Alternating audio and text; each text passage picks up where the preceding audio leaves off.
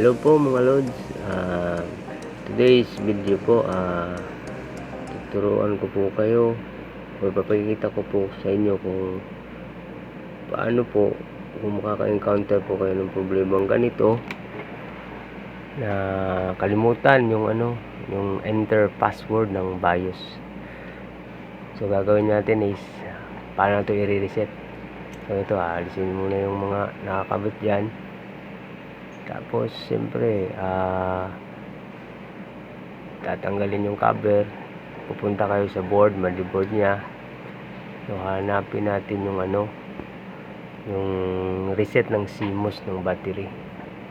So may dyan, nakatap dyan na maliit na jumper nya. So yun ang hanapin natin. Yun kasi yung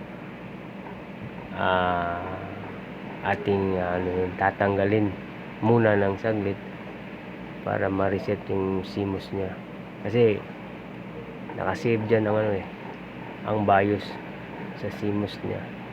So dapat i-reset siya. So ayun, kita na natin may pangalan naman dyan, may label sa motherboard nya, jumper na CMOS ang label nya. So tatanggalin mo lang yan, yan, tatanggalin mo lang yan. Maliit lang siya, so madali rin siyang tanggalin. Yan, tapos so reset na yun. So babalik mo naman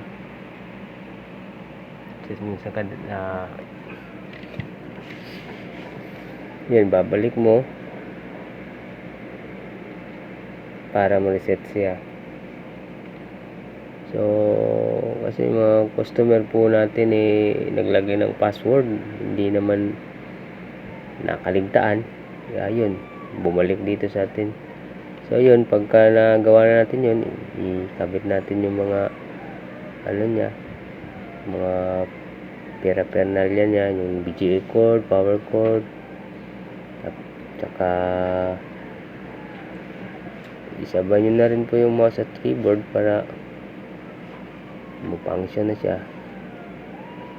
At tatry po natin mga loads kung yung enter password makikita ba o na-reset na.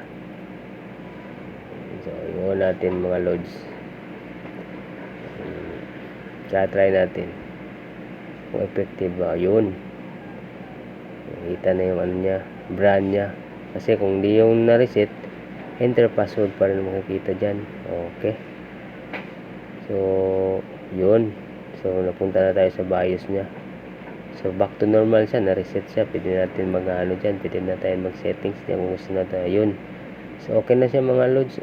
Function na siya, nawala na yung so effective yung ginawa natin. Pero yun, na-corrupt niya ang system kasi ilang beses siguro niya off and on, kaya may posibilidad po makukorrupt yan. So need to reformat natin. So next video po, baka magawa tayo. Salamat po.